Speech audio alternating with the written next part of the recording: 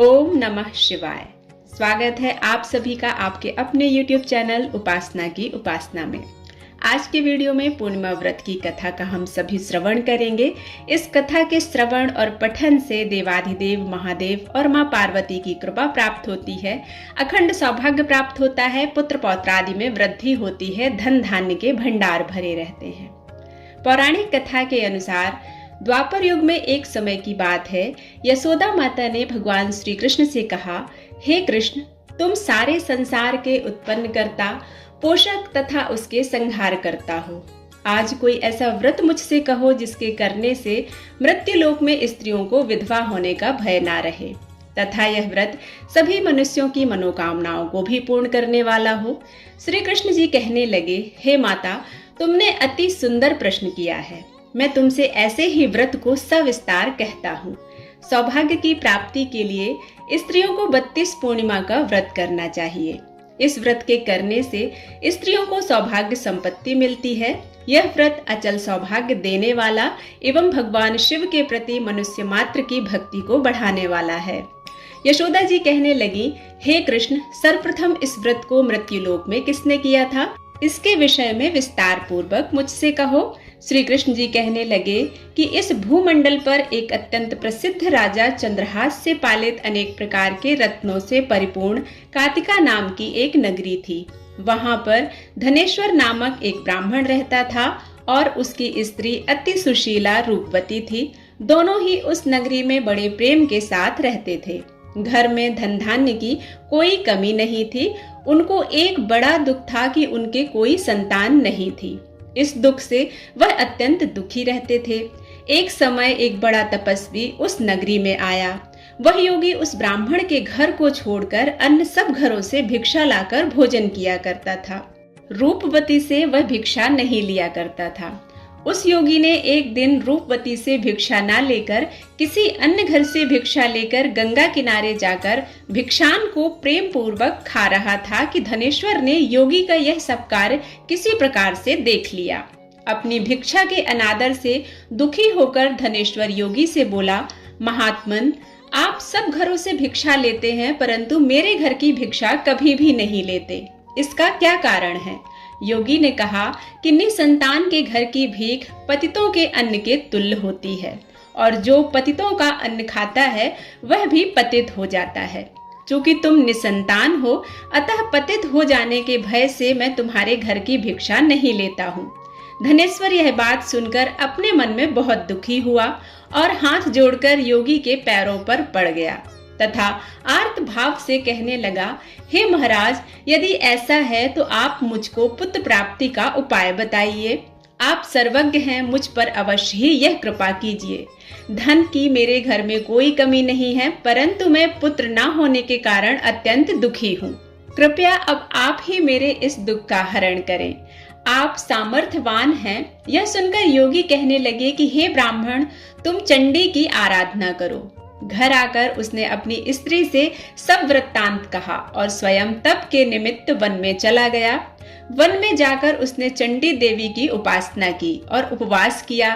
चंडी ने 16वें दिन उसको स्वप्न में दर्शन दिया और कहा, हे धनेश्वर, जा, तेरे पुत्र होगा, परंतु वह 16 वर्ष की आयु में ही मृत्यु को प्राप्त होगा। यदि तुम दोनों स्त्री पुरुष 32 पूर्णिमा का व्रत विधि पूर्वक करोगे तो वह दीर्घायु होगा। जितनी तुम्हारी सामर्थ्य हो, आटे के दिए बनाकर शिव जी का पूजन करना, परंतु यह व्रत और पूजन लगातार 32 पूर्णिमा तक करना। प्रातः काल होने पर इस स्थान के समीप ही तुम्हें एक आम का वृक्ष दिखाई देगा। उस पर तुम चढ़कर एक फल तोड़कर शीघ्र अपने घर ले जाना। अपनी स्त्री से सब वृत्तांत कहना। तुम स्नान के पश्चात वह स्वच्छ होकर श्री शंकर का ध्यान करके उस फल को खा लेगी। तब शंकर भगवान की कृपा से उसको गर्भ हो जाएगा। जब वह ब्राह्मण प्रातः काल उठा तो उसने उस स्थान के पास ही एक आम का वृक्ष देखा जिस पर एक अत्यंत सुंदर आम का फल लगा हुआ था। उस ब्राह्मण ने उस आम के वृक्ष पर चढ़कर उस फल को तोड़ने का प्रयत्न किया, परंतु वृक्ष पर कई बार प्रयत्न करने पर भी वह चढ़ नहीं पाया। तब तो उस ब्राह्मण को बहुत चिंता हुई और विघ्न विनाशक श्री गणेश जी की वंदना करने लगा। हे दयानिधे, अपने भक्तों के विघ्नों का नाश करके उनके मंगल कार्य को करने वाले, दुष्टों का नाश करने वाले, रिद्धि सिद्धि के देने वाले, आप मुझ पर कृपा करके इतना बल दें कि मैं अपने मनोरथ को पूर्ण कर सकूं। इस प्रकार गणेश जी की प्रार्थना करने पर उनकी कृपा से धनेश्वर वृक्ष पर चढ़ गया और उसने एक अति सुंदर आम का फल देखा। उसने विचार किया कि जो वरदान से फल मिला था वह यह है और कोई फल दिखाई नहीं देता। उस धनेश्वर ब्राह्मण ने जल्दी से उस फल को तोड़कर अपनी स्त्री को लाकर दिया और उसकी स्त्री ने अपने पति के कथानुसार उस फल को खा लिया और वह गर्भवती हो गई। देवी जी की असीम कृपा से उसे एक अत्यंत सुंदर पुत्र उत्पन्न हुआ, जिसका नाम उन्होंने देवीदास रखा। माता पिता के हर्ष और शोक के साथ वह बालक शुक्ल पक्ष के चंद्रमा की भांति अपने पिता के घर में बढ़ने लगा। भवानी की कृपा से वह बालक बहुत ही सुंदर, सुशील और विद्या पढ़ने में निपुण हो गया। दुर्गा जी की आज्ञा के अनुसार उसकी माता ने 32 पूर्णिमासी का व्रत रखना प्रारंभ कर दिया था, जिससे उसका पुत्र बड़ी आयु वाला हो जाए। 16वां वर्ष लगते ही देवीदास के माता पिता को बड़ी चिंता हो गई कि कहीं उनके पुत्र की इस वर्ष मृत्यु ना हो जाए। इसलिए उन्होंने अपने मन में विचार किया कि यदि यह दुर्घटना उनके सामने हो गई तो वे यह कैसे सह सकेंगे।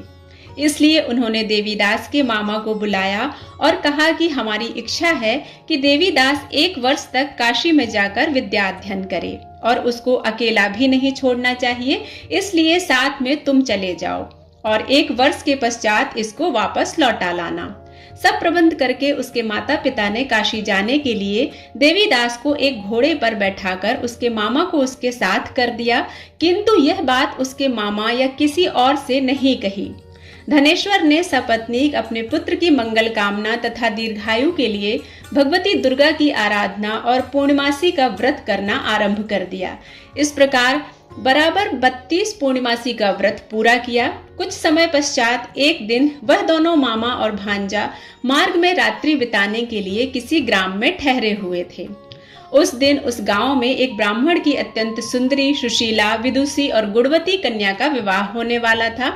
जिस धर्मशाला के अंदर वर और उसकी बारात ठहरी हुई थी, उसी धर्मशाला में देवीदास और उसके मामा भी ठहरे हुए थे। संयोगवश कन्या को तेल आदि चढ़ाकर मंडप आदि का कृत्य किया गया तो लग्न के समय वर को धनुर्वात हो गया। इसलिए वर के पिता ने अपने कुटुंबियों से परामर्श करके निश्चय किया कि यह देवीदास मेरे पुत्र जैसा ही सुंदर है, मैं इसके साथ ही लग्न कर दूं और बाद में विवाह के अन्य कार्य मेरे लड़के के साथ हो जाएंगे। ऐसा सोचकर देवीदास के मामा से जाकर बोला कि तुम थोड़ी देर के लिए अपने भांजे को हमें दे दो, जिससे विवाह के लग्न का सब कृत्य सुचारू रूप से हो सके। तब उसका मामा कहने लगा कि जो कुछ भी मधुपर्क आदि कन्यादान के समय वर को मिले वह सब हमें दे दिया जाए, तो मेरा भांजा इस बारात का दूल्हा बन जाएगा। यह बात वर के पिता ने स्वीकार कर ली और उस मामा ने अपने भांजे को वर बनने के लिए भेज दिया। इसके बाद सब विवाह कार्य रात्रि में विधि पूर्वक संपन्न हो गया।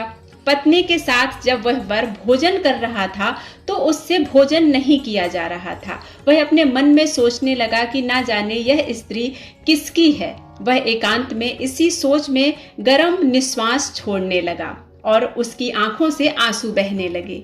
तब वधू ने पूछा कि क्या बात है, आप इतने उदास व दुखी क्यों हो रहे हैं। तब उसने सब बातें जो वर के पिता व उसके मामा के बीच हुई थी उसको बतला दी। तब कन्या कहने लगी कि यह ब्रह्मा विवाह के विपरीत हो कैसे सकता है। देव, ब्राह्मण और अग्नि के सामने मैंने आपको ही अपना पति बनाया है, इसलिए आप ही मेरे पति हैं। मैं आपकी ही पत्नी रहूंगी, किसी अन्य की कदापि नहीं। तब देवीदास ने कहा, ऐसा मत करिए, क्योंकि मेरी आयु बहुत थोड़ी है, मेरे पश्चात आपकी क्या गति होगी। इन बातों को अच्छी तरह विचार कर लो। परंतु वह दृढ़ विचार वाली थी। बोली कि जो गति आपकी होगी वही गति मेरी होगी। हे स्वामी, आप उठिए और भोजन करिए, आप निश्चित ही भूखे होंगे। इसके बाद देवीदास और उसकी पत्नी दोनों ने भोजन किया तथा शेष रात्रि वे सोते रहे। प्रातःकाल देवीदास ने अपनी पत्नी को 3 नगों से जड़ी हुई एक अंगूठी दी, एक रुमाल दिया और बोला, हे प्रिय, इसे लो और संकेत समझकर स्थिर चित्त हो जाओ। मेरा मरण और जीवन जानने के लिए एक पुष्प वाटिका बना लो, उसमें सुगंधित वाली एक नव मल्लिका लगा लो, उसको प्रतिदिन जल से सींचा करो और आनंद के साथ खेलो कूदो तथा उत्सव मनाओ। जिस समय जिस दिन मेरा प्राणांत होगा ये फूल सूख जाएंगे। जब ये फिर से हरे भरे हो जाएं तो जान लेना कि मैं जीवित हूँ। यह बात निश्चित करके समझ लेना कि इसमें कोई संशय नहीं है। यह समझाकर वह चला गया। प्रातःकाल होते ही वहां गाजे बाजे बजने लगे और जिस समय विवाह के कार्य समाप्त करने के लिए वर तथा सब बाराती मंडप में आए तो कन्या ने वर को भली प्रकार से देखकर अपने पिता से कहा कि यह मेरा पति नहीं है। मेरा पति वही है जिसके साथ रात्रि में मेरा पाणी ग्रहण हुआ था। इसके साथ मेरा विवाह नहीं हुआ है। यदि यह वही है तो बताए कि मैंने इसको क्या दिया। मधुपर्क और कन्यादान के समय जो आभूषण दिए थे उन्हें दिखाए तथा रात में मैंने क्या गुप्त बातें कही थी वह सब सुनाए। पिता ने उसके कथानुसार वर को बुलाया। कन्या की यह सब बातें सुनकर वह कहने लगा कि मैं कुछ नहीं जानता। इसके पश्चात लज्जित होकर वह अपना सा मुंह लेकर चला गया और सारी बारात भी अपमानित होकर वहां से लौट गई। भगवान श्री कृष्ण बोले, हे माता, इस प्रकार देवीदास काशी विद्या अध्ययन के लिए चला गया। जब कुछ समय बीत गया तो काल से प्रेरित होकर एक सर्प रात्रि के समय उसको डसने के लिए वहां पर आया। उस विषधर के प्रभाव से उसके शयन का स्थान चारों ओर से विष की ज्वाला से विषैला हो गया, परंतु व्रतराज के प्रभाव से उसको काटने नहीं पाया, क्योंकि पहले ही उसकी माता ने 32 पूर्णिमा का व्रत रखा था। इसके बाद मध्याह्न के समय स्वयं काल वहां पर आया और उसके शरीर से उसके प्राणों को निकालने का प्रयत्न करने लगा, जिससे वह मूर्छित होकर पृथ्वी पर गिर पड़ा। भगवान की कृपा से उसी समय पार्वती जी के साथ श्री शंकर जी वहां पर आ गए। उस बालक को मूर्छित दशा में देखकर पार्वती जी ने शंकर भगवान से प्रार्थना की कि हे महाराज, इस बालक की माता ने पहले 32 पूर्णिमा का व्रत किया था, जिसके प्रभाव से हे भगवान आप उसको प्राण दान दें। भवानी के कहने पर भक्त वत्सल भगवान श्री शिव जी ने उसको प्राण दान दिए। इस व्रत के प्रभाव से काल को भी पीछे हटना पड़ा और देवीदास स्वस्थ होकर बैठ गया। उधर उसकी स्त्री उसके काल की प्रतीक्षा कर रही थी। जब उसने देखा कि उस पुष्प वाटिका में पुष्प पत्र कुछ भी नहीं रहे तो उसको अत्यंत आश्चर्य हुआ और जब वह वैसे ही हरी भरी हो गई तो वह जान गई कि वह जीवित हो गए हैं। यह देखकर वह बहुत प्रसन्न मन से अपने पिता से कहने लगी कि पिताजी, मेरे पति जीवित हैं, आप उनको ढूंढिए। जब 16वां वर्ष व्यतीत हो गया तो देवीदास भी अपने मामा के साथ काशी से चल दिए। इधर उसे ससुर उसको ढूंढने के लिए अपने घर से जाने वाले ही थे कि वह दोनों मामा भांजे वहां पर आ गए। उसको आया देखकर उसका ससुर बड़ी प्रसन्नता के साथ अपने घर में ले आया। उस नगर के सभी निवासी भी इकट्ठे हो गए और सबने निश्चित किया कि अवश्य ही इसी बालक के साथ इस कन्या का विवाह हुआ था। उस बालक को जब कन्या ने देखा तो पहचान लिया और कहा कि यह तो वही हैं जो संकेत करके गए थे। तदुपरांत सभी कहने लगे कि भला हुआ जो यह आ गया और सब नगरवासियों ने आनंद मनाया। कुछ दिन बाद देवीदास अपनी पत्नी और मामा के साथ अपने ससुर के घर से बहुत सा उपहार लेकर अपने घर के लिए प्रस्थान किया। जब वह अपने माता पिता के घर गांव निकट पहुंच गए तो कई लोगों ने उनको देखकर उनके माता पिता को पहले ही जाकर खबर दे दी कि तुम्हारा पुत्र देवीदास अपनी पत्नी और मामा के साथ आ रहे हैं। ऐसा समाचार सुनकर पहले तो उन्हें विश्वास ही नहीं हुआ, किंतु जब और लोगों ने भी आकर उनकी बात का समर्थन किया तो उनको बड़ा आश्चर्य हुआ। लेकिन थोड़ी देर में देवीदास ने आकर अपने माता पिता के चरणों में अपना सिर रखकर प्रणाम किया और उसकी पत्नी ने अपने सास ससुर के चरणों में स्पर्श करते हुए प्रणाम किया तो माता पिता ने अपने पुत्र और पुत्रवधू को अपने हृदय से लगा लिया और दोनों की आंखों में प्रेम के आंसू बहने लगे। अपने पुत्र और पुत्रवधू के आने की खुशी में धनेश्वर ने बड़ा भारी उत्सव किया और ब्राह्मणों को भी बहुत सी दान दक्षिणा देकर प्रसन्न किया। श्री कृष्ण जी कहने लगे कि इस प्रकार धनेश्वर 32 पूर्णिमाओं के व्रत के प्रभाव से पुत्रवान हो गया। जो भी स्त्रियां इस व्रत को करती हैं वे जन्म जन्मांतर के वैधव्य का दुख नहीं भोगती और सदैव सौभाग्यवती रहती हैं। श्री कृष्ण बोले, यह मेरा वचन है, इसमें कोई भी संदेह नहीं मानना चाहिए।